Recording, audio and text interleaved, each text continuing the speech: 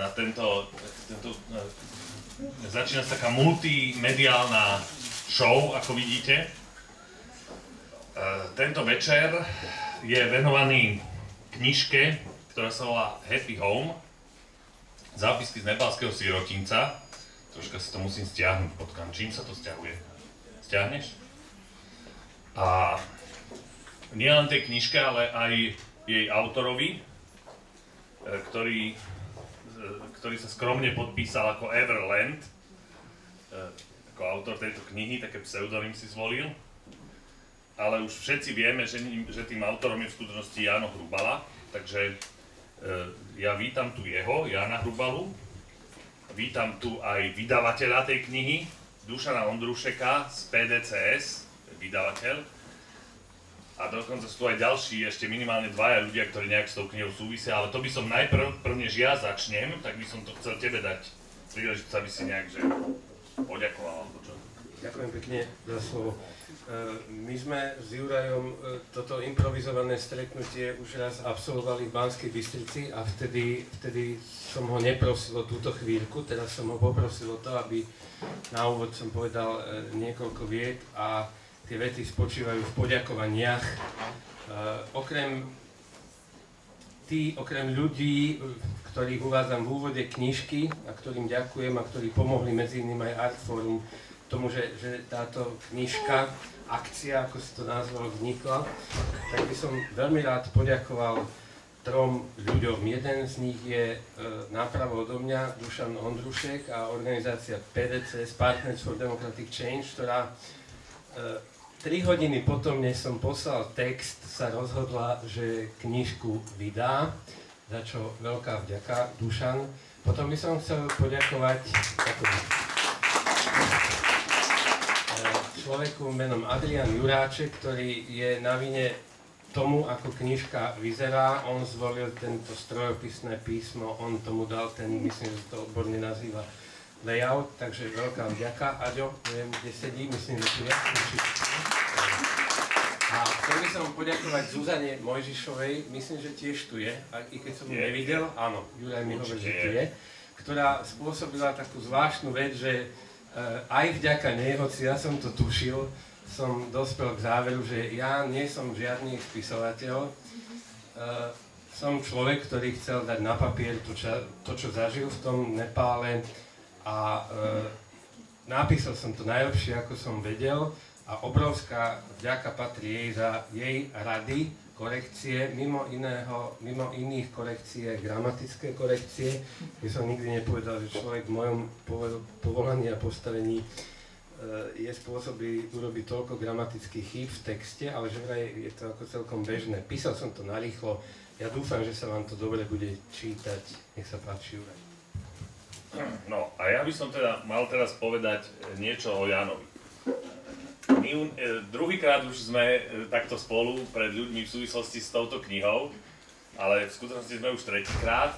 Ja už mám pocit, že sme taká v podstate komická dvojica. Dvakrát sme v Banskej Bystrici absolvovali takýto večer teraz tu a mňa to veľmi teší, pretože Jano Hrubala je jeden z mála ľudí, s ktorým som sa zoznámil na základnej škole, teda konkrétne v hudobnej škole. Jano chodil na husle a na klavír. A to priateľstvo trvá stále, už dalo by sa povedať 10 ročia. A stále o sebe vieme, máme priateľské vzťahy, aj naše rodiny a všetko. Takže mňa to veľmi teší, že tu môžem držať v ruke Janovú knihu a že Jano je tu pri mne a že sme v Artfore v Bratislave a že sa môžeme rozprávať o tomto všetkom. Takže to som veľmi rád.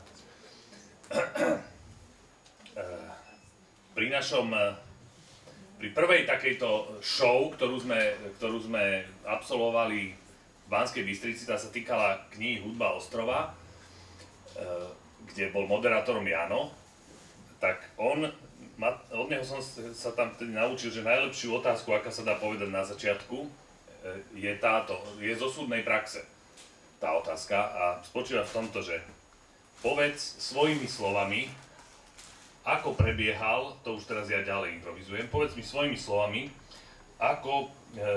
A čo ťa doviedlo k napísaniu tejto knihy a ako tá kniha vznikala? Samozrejme, vec, že pravdu, len pravdu a tak. Poučím sa sám. Pouč sa sám. Dobre. V pozícii svedka vypovedám teraz?